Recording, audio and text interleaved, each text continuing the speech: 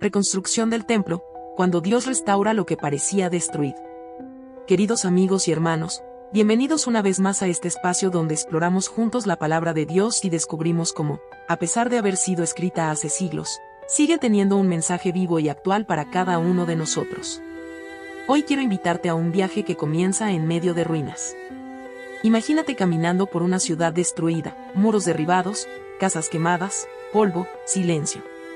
Un lugar que alguna vez fue el corazón de un pueblo, ahora yace desolado. Ese fue el escenario de Jerusalén después de la invasión babilónica. Y en medio de ese panorama devastador, hubo un lugar cuya ausencia dolía más que ninguna otra: el templo. El templo no era solo un edificio. Para el pueblo de Israel, el templo era el centro de la vida espiritual, el lugar donde la gloria de Dios se manifestaba, donde se ofrecían sacrificios, donde se celebraban fiestas, donde se sentían más cerca del Creador.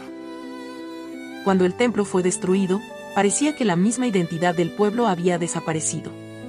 Quizás tú también sabes lo que es ver algo valioso derrumbarse en tu vida.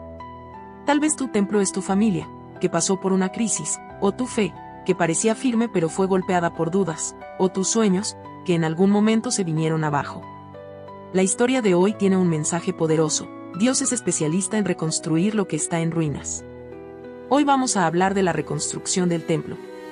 Una historia que no solo relata piedras levantándose unas sobre otras, sino corazones que vuelven a latir con esperanza, una nación que recupera su identidad, y un Dios que demuestra que sus planes nunca terminan en destrucción, sino en restauración. Al final de este capítulo, quiero que te lleves una certeza: si en tu vida algo ha sido destruido, Dios tiene el poder de reconstruirlo y darle aún más gloria que antes. Contexto bíblico. Para entender la reconstrucción del templo, primero debemos mirar lo que sucedió antes. En el año 586 a.C., el rey Nabucodonosor de Babilonia invadió Jerusalén. El ejército babilónico no solo conquistó la ciudad, destruyó sus murallas, quemó casas y, lo más doloroso, redujo el templo de Salomón a cenizas. Ese templo había sido construido con un esplendor impresionante, lleno de oro, mármol y maderas preciosas. Allí había descendido la gloria de Dios cuando Salomón lo dedicó, en medio de cantos y sacrificios. Pero ahora no quedaba nada. El pueblo fue llevado al exilio en Babilonia. Allí pasaron 70 años, tal como lo había profetizado Jeremías. Fue un tiempo de lágrimas, de preguntas, de sentir que Dios los había abandonado. Los salmos del exilio reflejan ese dolor. Junto a los ríos de Babilonia nos sentábamos y llorábamos, acordándonos de Sión. Salmo 137, 1. Pero Dios nunca rompe sus promesas. A través del profeta Jeremías, había anunciado: cuando se cumplan los 70 años de Babilonia, yo los visitaré, y despertaré sobre vosotros mi buena palabra, para haceros volver a este lugar. Jeremías 29 horas y 10 minutos. Y eso fue exactamente lo que ocurrió. En el año 539 a.C., Babilonia fue conquistada por los persas, bajo el liderazgo de Ciro el Grande. Y aquí ocurre algo sorprendente: Dios mueve el corazón de un rey extranjero para cumplir su propósito. Ciro emite un decreto autorizando a los judíos a regresar a Jerusalén y reconstruir el templo. Esdras 1:2 lo registra con estas palabras: así dice Ciro rey de Persia: Jehová, el Dios de los cielos, me ha dado todos los reinos de la tierra, y me ha mandado que le edifique casa en Jerusalén, que está en Judá. ¡Qué impresionante! Dios puede usar incluso a un rey pagano para cumplir su plan. Y así comenzó el regreso. Liderados por Zorobabel, descendiente de David, y Josué, el sumo sacerdote, los exiliados emprendieron el viaje de vuelta a una ciudad en ruinas. El camino no era fácil. Jerusalén no era la misma. El pueblo estaba desanimado, pobre, rodeado de enemigos que no querían verlos levantarse de nuevo. Pero lo primero que hicieron fue levantar el altar y comenzar a ofrecer sacrificios a Dios. Antes de poner una piedra sobre otra, restauraron la adoración. Ese detalle es fundamental. La verdadera reconstrucción comienza siempre con poner a Dios en el centro. Colocaron los cimientos del nuevo templo, y la Biblia relata un momento conmovedor. Los jóvenes gritaban de alegría al ver el inicio de la obra, pero los ancianos, que recordaban la gloria del templo de Salomón, lloraban. El sonido era una mezcla de llanto y gozo. Así suele ser la reconstrucción: alegría por lo nuevo que comienza, pero también nostalgia por lo que se perdió. Pero no todo fue fiesta. Los enemigos del pueblo comenzaron a oponerse. Les enviaban amenazas, lograban frenar la construcción, hasta el punto de que la obra quedó paralizada por años. El pueblo cayó en el desánimo y se enfocó en construir sus propias casas, olvidando el templo. Entonces Dios levantó a 2 profetas, Ageo y Zacarías. Ageo los confrontó con palabras directas: ¿es para vosotros tiempo de habitar en vuestras casas artesonadas, y esta casa está desierta? Ageo 1:4. El pueblo había descuidado lo principal. Y a la vez los animó con una promesa: la gloria postrera de esta casa será mayor que la primera. Ageo 2:9. Zacarías, por su parte, les recordó que no era por la fuerza humana, sino por el Espíritu de Dios, no con ejército, ni con fuerza, sino con mi espíritu, ha dicho Jehová de los ejércitos. Zacarías 4:6. Con estas palabras proféticas, el pueblo se levantó otra vez para continuar la obra. La narrativa de la reconstrucción. Ahora entremos en la historia misma de la reconstrucción. Imagínate la escena: un pueblo pequeño, rodeado de ruinas, sin recursos suficientes, enfrentando enemigos que los presionaban y desanimaban. Muchos se preguntaban si valía la pena seguir. Los ancianos lloraban recordando el pasado. El templo de Salomón era majestuoso, lleno de esplendor. Lo que ahora estaban construyendo parecía pobre en comparación. Pero Dios les estaba mostrando que la verdadera gloria no dependía del oro ni del mármol, sino de su presencia en medio de ellos. La obra avanzaba lentamente. Hubo pausas largas, incluso casi 2 décadas de interrupción. Pero Dios no se olvidó. Los profetas seguían levantando la voz, recordándoles que lo que estaban haciendo no era solo levantar un edificio, sino restaurar su identidad como pueblo de Dios. La oposición venía de todas partes: cartas enviadas a los reyes persas acusándolos de rebelión, amenazas de guerra, burlas. El enemigo siempre trata de detener lo que Dios quiere levantar. Pero el decreto inicial de Ciro fue confirmado por reyes posteriores, y así la obra siguió adelante. Finalmente, después de muchos años de lucha, cansancio y perseverancia, el templo fue terminado alrededor del año 516 a.C. Fue un día de fiesta, de celebración. No era tan majestuoso como el de Salomón, pero era el símbolo de que Dios había cumplido su promesa. El pueblo se reunió, se ofrecieron sacrificios, se dedicó el templo, y la adoración volvió a ocupar el lugar central en la vida de Israel. Lo que parecía imposible, Dios lo había hecho realidad. Y aquí hay un detalle precioso: aunque este segundo templo era más sencillo en apariencia, sobre él se daría un acontecimiento que el primero nunca tuvo. Siglos después, Jesús mismo entraría en ese templo. La promesa de Ageo se cumplió literalmente: la gloria postrera fue mayor que la primera. Aplicación a la vida actual. La historia de la reconstrucción del templo no es solo un relato histórico. Es también una metáfora poderosa de lo que Dios quiere hacer en nuestras vidas hoy. Cuando miramos nuestras vidas, muchas veces encontramos ruinas, sueños que se desmoronaron, relaciones que se rompieron, fe que se debilitó, oportunidades que se perdieron. Tal vez, como el pueblo de Israel, sentimos que ya no hay nada que reconstruir, que lo que alguna vez fue glorioso no podrá levantarse de nuevo. Pero la Biblia nos recuerda una y otra vez que Dios es experto en reconstrucciones. Identificando las ruinas.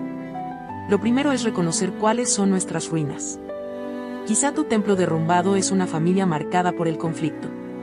Quizá es una salud debilitada. Quizá es tu vida espiritual. Ya no oras como antes, ya no confías como antes. Y como Israel, a veces preferimos enfocarnos en construir nuestras casas artesonadas, es decir, en distraernos con otras cosas, antes que enfrentar el dolor de mirar lo que está destruido. Pero Dios nos llama a mirar de frente las ruinas. Porque solo cuando reconocemos dónde estamos, podemos comenzar a reconstruir. Volver a poner a Dios en el centro. El pueblo, antes de levantar paredes, levantó el altar. Eso nos enseña que la reconstrucción siempre comienza con la adoración. Si quieres ver tu vida restaurada, comienza por poner a Dios en el centro otra vez. No importa si aún no tienes recursos, fuerzas o claridad. Adorar en medio de las ruinas es un acto de fe que abre la puerta a la restauración. Resistiendo la oposición. En toda reconstrucción habrá oposición. Personas que se burlen, circunstancias que desanimen, voces internas que digan, no podrás. El enemigo siempre intentará frenar lo que Dios quiere levantar en tu vida. Pero recuerda lo que Dios le dijo a Zorobabel: no con ejército, ni con fuerza, sino con mi espíritu. No depende de tu capacidad, sino del poder de Dios en ti. Ejemplos de hoy. Una mujer que tras un divorcio doloroso decidió volver a confiar en Dios, y con el tiempo reconstruyó su hogar sobre nuevas bases. Un joven que cayó en adicciones, pero al encontrarse con Cristo comenzó un proceso de sanidad interior, paso a paso, hasta levantarse como un testimonio vivo. Una iglesia local que enfrentó divisiones internas, pero que con oración, humildad y reconciliación volvió a ser un lugar de servicio y esperanza para su comunidad. En cada caso, la reconstrucción no fue rápida ni fácil, pero fue real. 5 principios de reconstrucción. 1. Reconocer las ruinas, no negar el dolor, sino aceptarlo como punto de partida. 2. Escuchar la voz de Dios, dejar que su palabra y sus promesas nos guíen más que las circunstancias. 3. No dejarse vencer por la oposición, seguir adelante aunque las críticas o el desánimo golpeen. 4. Perseverar en medio de la debilidad, recordar que Dios perfecciona su poder en nuestra debilidad.